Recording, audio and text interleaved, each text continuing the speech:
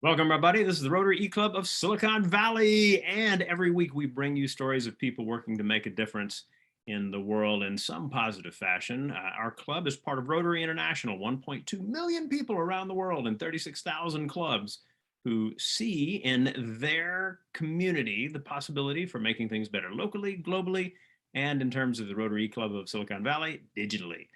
So we are going to bring a speaker to you today who is with Lawrence Berkeley National Labs, and he is a specialist in he's actually a senior scientific engineering associate in the electricity markets and policy department at the lab. He conducts research and analysis on renewable energy, including renewable energy policy, cost and marketing analysis, spatial data analysis, and research related to interconnection, social acceptance, and deployment barriers of renewable energy. On the way into seeing this, you may have read more from his bio. You're certainly welcome to do so. We are happy, Joe, to have you with us, and excited to hear about the queue that represents getting more and more renewable energy and other energy, I suppose, into these systems. So thank you for being with us, and I hand it over to you. Well, thanks a lot for inviting me. It's a real pleasure to be here and share this new research that we put out last month. So I guess I want to start by noting that Berkeley Lab has been collecting and compiling these sorts of data on the interconnection queues for a number of years, really to point out kind of what power plant developers are interested in building or potentially building in the near term. So kind of what are the near-term trends? We've been putting some basic figures in our annual wind and solar market tracking reports that we put out each year. But recently, there's been a lot more interest and urgency around the issues of interconnection and or transmission connection for power plants. So, for example, we hear frequently from wind power and solar power project developers that getting their projects actually connected to the grid is one of the leading barriers that they face to completing their projects in a timely manner or completing them at all in a cost-effective manner as well. At the same time, we have the Federal Energy Regulatory Commission, which is the US regulatory body that oversees our kind of electric system. They're in the process of kind of ongoing proceedings to reform interconnection and transmission planning. So all around how do we make these processes for getting these kind of new wind and solar and other electricity projects connected to the grid in an efficient and cost-effective and fair manner. And then of course, this is all in the context of pretty aggressive goals from the Biden administration to decarbonize our electricity sector. And I have to say, in order to meet those goals, it's just going to be really important to address these interconnection backlogs and bottlenecks that I'll speak to in a little bit. But first, I'm going to share kind of the good news, I'd say. So the big picture trends we're seeing in the queues in terms of kind of this transition and the types of electricity that's being proposed and developed, just sheer volume of clean power resources that are being proposed. But we'll also talk a little bit about the fraction of projects that actually end up getting built after kind of moving through these queues. And then a little bit about this backlog, or the amount of time that it takes for a typical project to move through this process. So before I dive in, I just want to pose the question, what are the interconnection queues? Now, a lot of us are certainly aware of the various types of power plants operating around us to provide electricity, whether they're powered by coal or natural gas, nuclear, wind, or sun. But we don't always think about the kind of technical, engineering, and economic requirements to connect those power plants into our big transmission grid system. So that's where the interconnection queue and the interconnection study process comes in.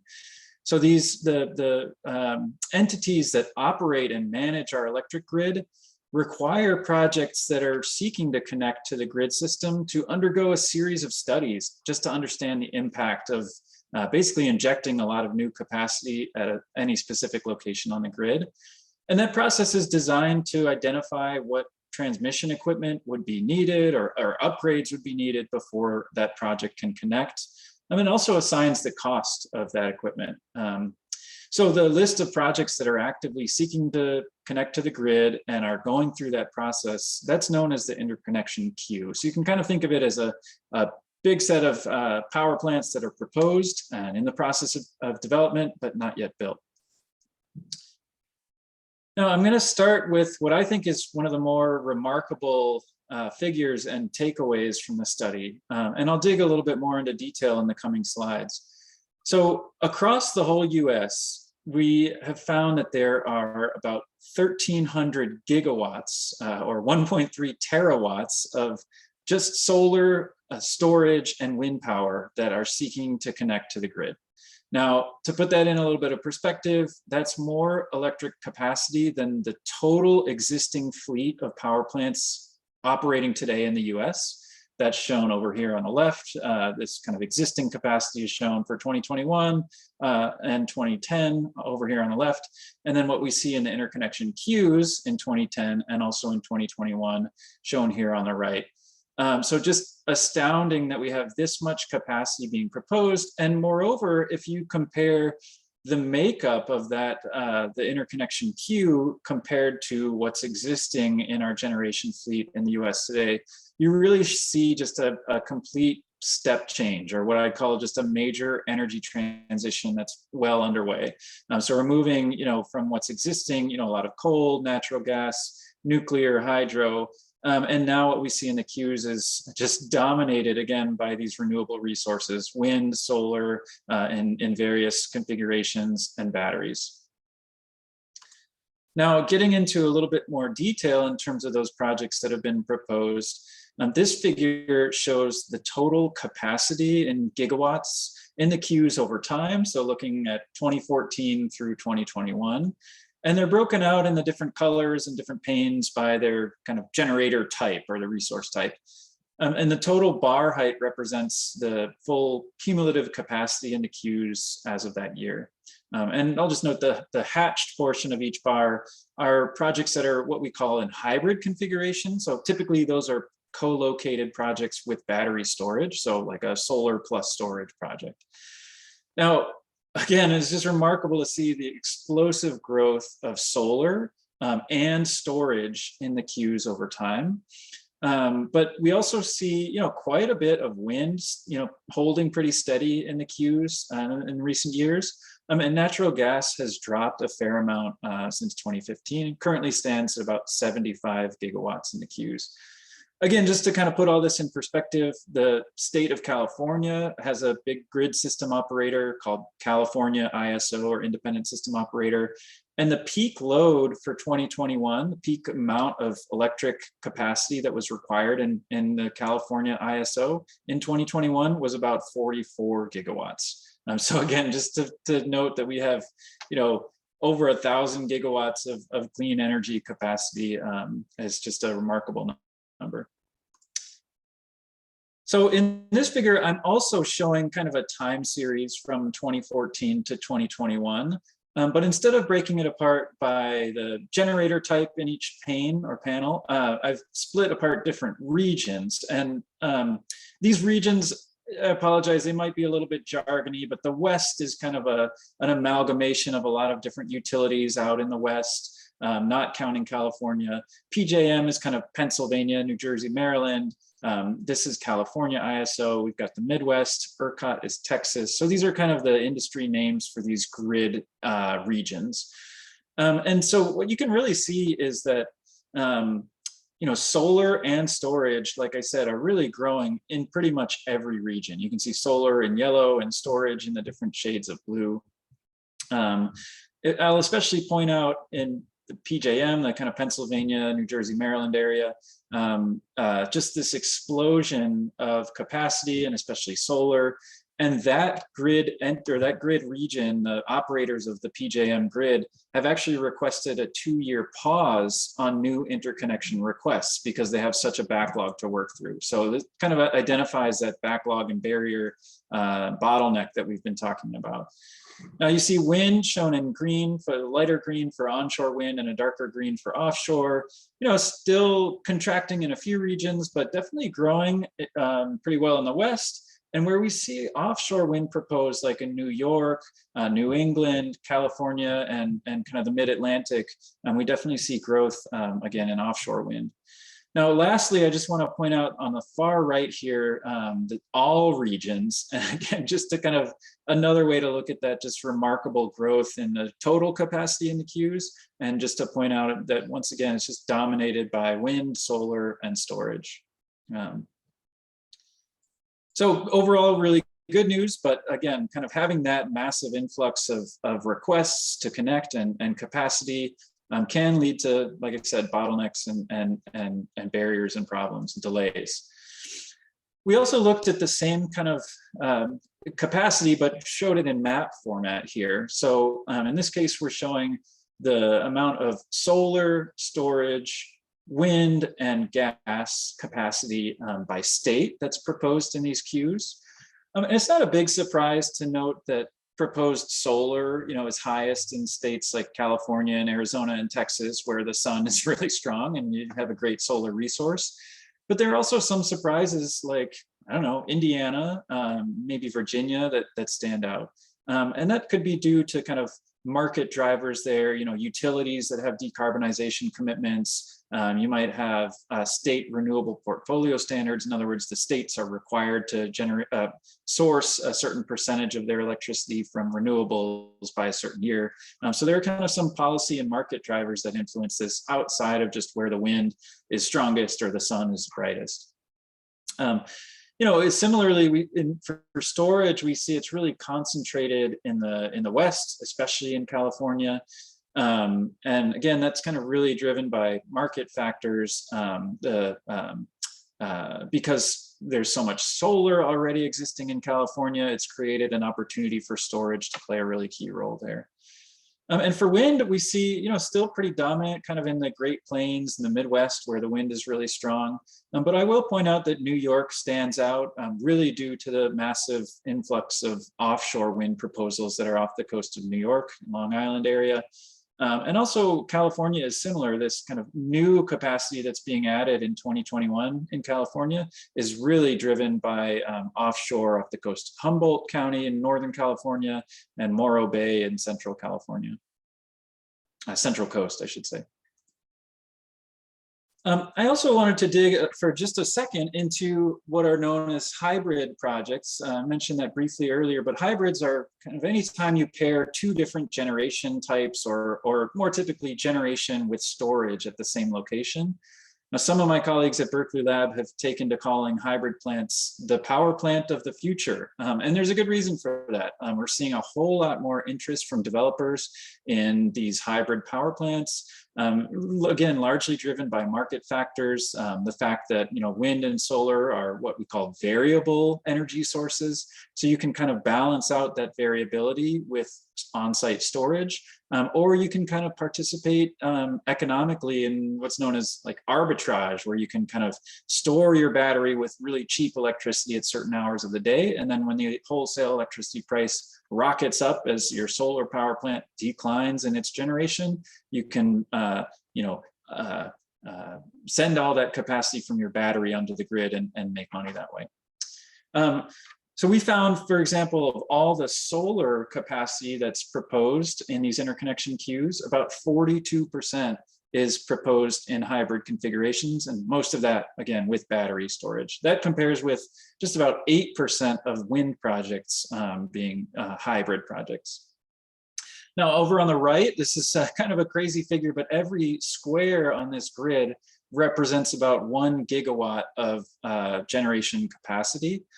And the different colors represent different hybrid configurations. And I just wanted to point out that, this bright yellow that is just dominant in this figure is the solar plus storage configuration. So really that is by far the most popular option that developers are interested in building these days when it comes to hybrids.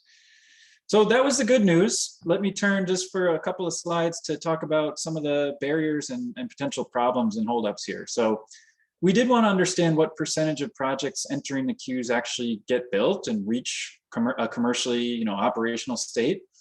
This is kind of a crazy figure, but if you just focus on the green bars over time, that's the share of projects or the fraction of projects each year that actually have reached commercial operations. And we calculated an average from 2000 to 2016 and found that just about 23% of projects that were proposed during those years were actually built. So a lot of these projects end up getting withdrawn for various reasons and aren't built. So that's an issue that maybe we can work to address. There's a lot of reasons why they're withdrawn, and maybe to some extent, that's okay, but 23% seems pretty low.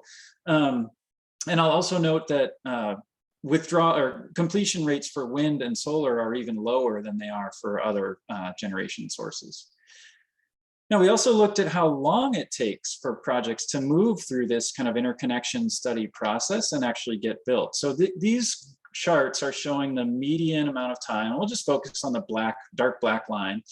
The median time it takes to go from your initial request to connect into the grid until the time that your project is actually operational and producing power and sending that power onto the grid. Now, what we found is across all the regions and types of data that we had, the typical project can take upwards of 4 years now to move all the way through that process. Whereas, in the early 2000s or 2000 to 2010, it typically took about 2 years on average. So definitely, it's taking longer to get these projects through this system and actually built and operational. So that's another issue. Now, this is just highlighting a few of the key takeaways, and then I think we'll get into more of a discussion period here. So I'm very excited to take some questions. Just to kind of reiterate some of the key findings, we have over 1,000 gigawatts of generation and over 400 gigawatts of storage in the queues. That's really dominated again by solar. Solar represents 65% of the generation capacity that's currently in the queues. That's again separate from the storage capacity. That's really growing, again, like I said, in all regions across the US. And I want to remark that across the US, all of this capacity is enough to reach an 80% clean electricity share in the United States by 2030. So if we were to actually deploy all this electricity that's in the queues, we could hit 80% clean electricity. But again, not all of this will be built. We found 23% completion rates overall, and more like 20% for wind and 16% for solar. So that's a real issue to potentially be addressed. And finally, projects are taking longer and longer. So it used to take about 2 years for projects to go from the initial request to connect to the grid to being operational, and now it takes closer to 4 years on average. So I will pause there and open it up for a little bit of discussion. And I did see a couple of questions come into the chat. Rushton, I'm happy to start there, or whatever you think. Let's do, although first I'd like to introduce the folks we have on the recording today. So my name is Rushton Hurley. I am the programs chair for the Rotary Club of Silicon Valley. We have our membership chair, Alexandra Heller, who is in Switzerland. And up in the East Bay, we have the Club Paella Master. That would be Shags Shagrin, who, as of the day of recording, I believe is celebrating a birthday. So, way to go, Shags. Excellent, excellent. Good job getting a year older. So, Joe, the first question that came in has to do with how things might be happening in other parts of the world. I had written down a couple of things myself about, okay, Europe is working right now to wean itself off of Russian oil and gas, and so have things changed in terms of how they work with connection processes or anything like that. I read about things happening in China where the scale of projects there just seems to dwarf everything else, if what I've read is proper. And maybe there are other places as well. So can you speak a little bit to the international nature of this process of coming up with systems for connecting to the grid and how governments make that happen? Yeah, absolutely. Now, I think maybe before I get into kind of the process stuff, I will just remark that, if we're kind of comparing internationally, you can think of two different metrics that you might compare just in terms of kind of the deployment of renewable resources. So you might think about it just in terms of, the total capacity, like how many watts or megawatts or gigawatts of electric generation does each country have online of renewable electricity. Or you could think about it as a percentage of their electric generation or their electric load. So for example, a country like China just has an enormous amount of wind and solar on their grid. If you think about it in kind of absolute numbers, like how many, megawatts or how many gigawatts, it blows everyone else out of the water. But on a kind of relative share, a percentage basis, because their demand for electricity is so high, they have so many people, it's actually much lower than many other countries.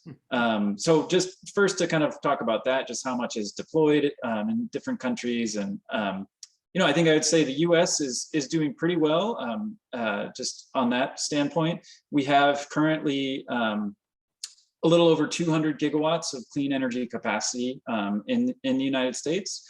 In terms of percentage of our generation, I think it's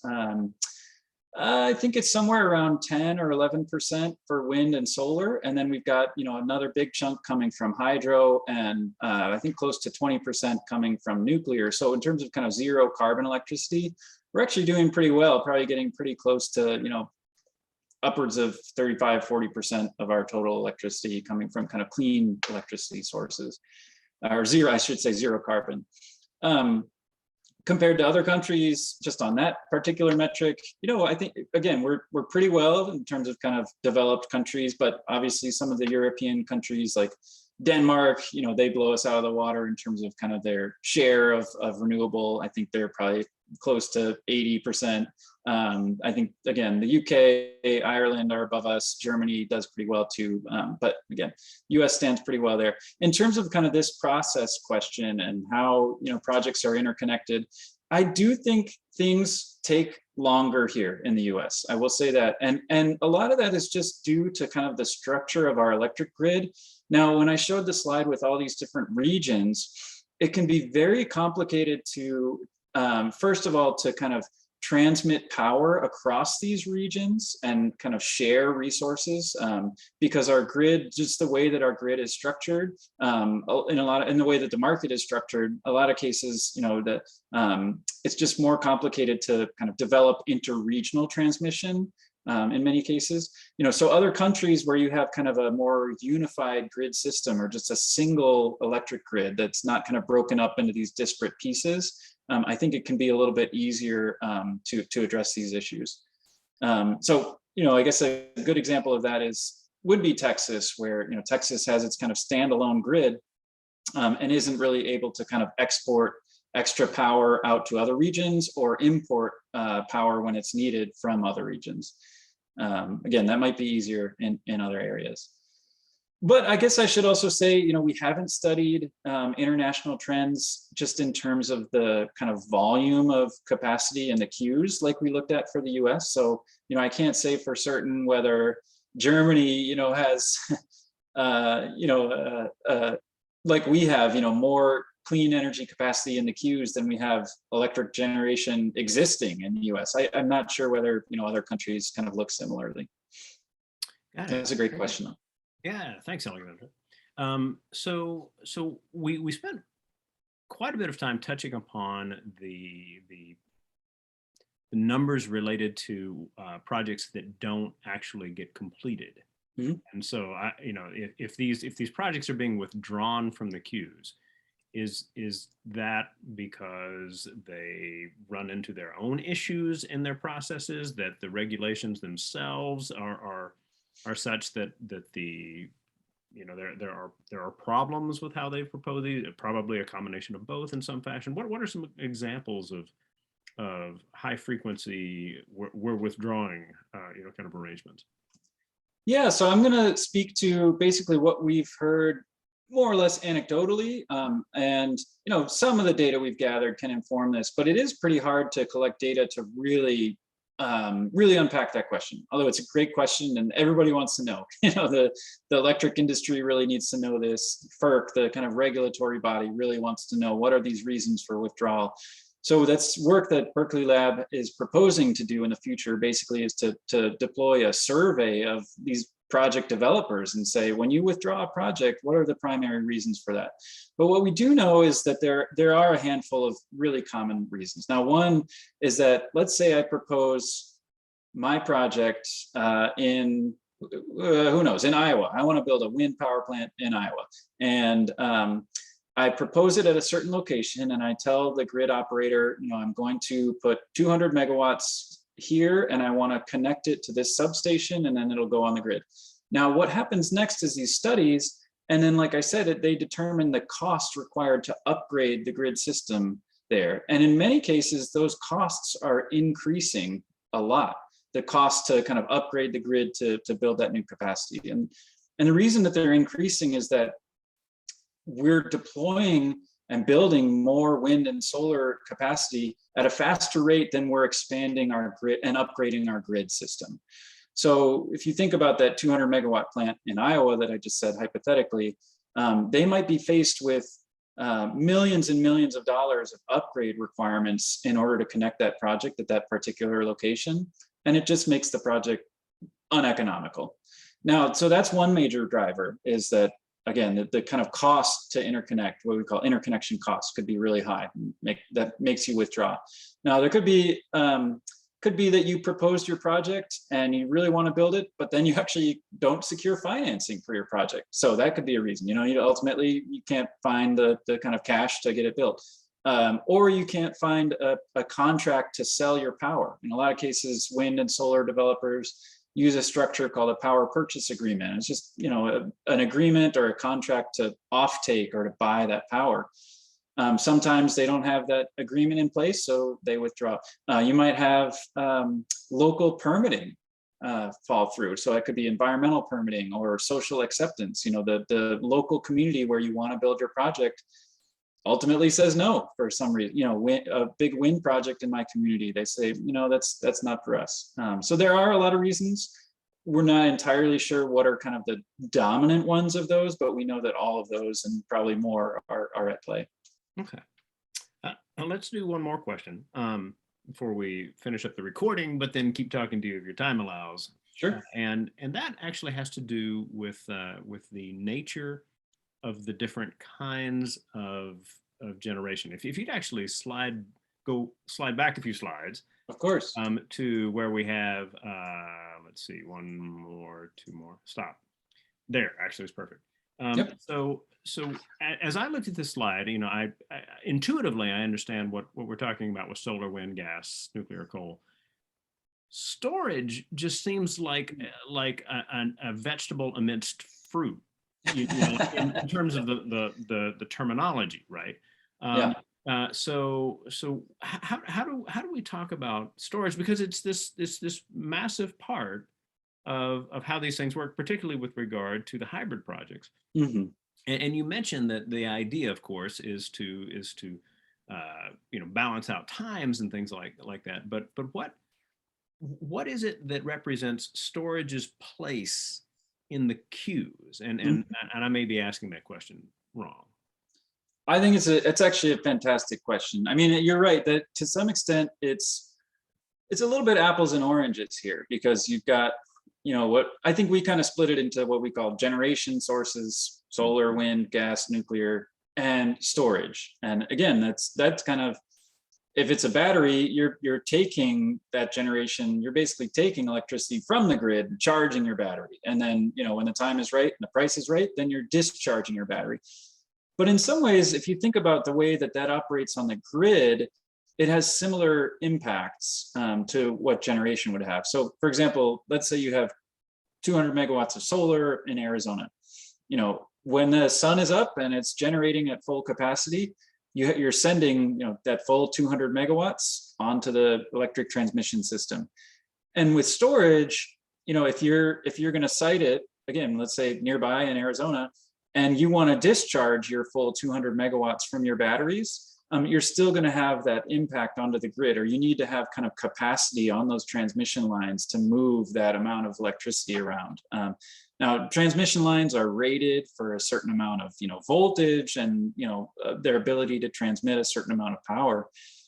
So if you're trying to put basically too much storage at a location where there's not enough grid capacity, and you want to inject that full amount onto the grid, again, that can cause that would cause reliability problems, or you'd need to upgrade the grid at that location. So I think in some ways the the issues that are being studied are similar, but storage is also really special because in some cases, storage is being used to relieve congestion on the grid. So if you have, again, like I said, an area with way too much solar and, in the middle of the day, the transmission lines in this one specific location are just totally jammed and they can't take any more.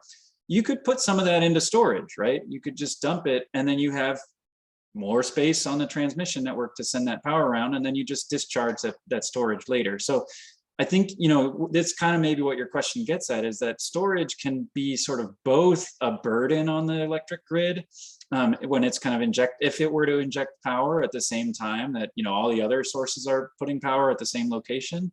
But on the other hand, it can also kind of relieve that congestion, and storage can kind of play a role to reduce these problems to some extent. All right. Well, I've got a list of questions that I'm certainly excited to jump on once we finish the recording, but we have about reached that time. So I'll wind things down before we hand it back to our speaker for the final word, as we like to do. Those of you who are visiting and watching the recording for this week's meeting, this program, let us know what you think. A little farther down the page, you'll see a couple of things. One is our discuss section. This is the forum where we leave thoughts about the program and other elements of the meeting, and you can respond to comments from others. It's one of the ways that we interact in an online and asynchronous club. Additionally, we ask that you let us know you were here. So where you find the little survey for attendance, please fill that out. And by putting your email address in properly, that'll generate an email that you can pass along to your club secretary to make up a miss for keeping 100% attendance, if that is something you are striving to do, which we all hope that you are. So with that, as we like to do, we will hand it back to our speaker for a final word. Joe, I ask you to finish us off today. Well, I'll start with the optimistic note here. I heard a recent quote from a guy named Amory Lovins, the head of the Rocky Mountain Institute, and he said, "The energy revolution has already happened. Sorry if you missed it." And I think, it's kind of wonderful. And you see that a little bit in the data that I'm sharing. The energy revolution is right here in these pictures that I showed. But on the other hand, I think if we really want to believe that, we need to resolve these backlogs and bottlenecks and these delays that we're seeing in the system. And that relies on upgrading and expanding our transmission infrastructure in the US. So one more quote, I don't know who to attribute this one to, but I'll just close by saying, if you like solar, or if you love solar and wind, you have to at least like transmission. So let's try to build more transmission and upgrade our existing infrastructure. Fantastic. Joe, thank you. And everyone watching, we will see you next week.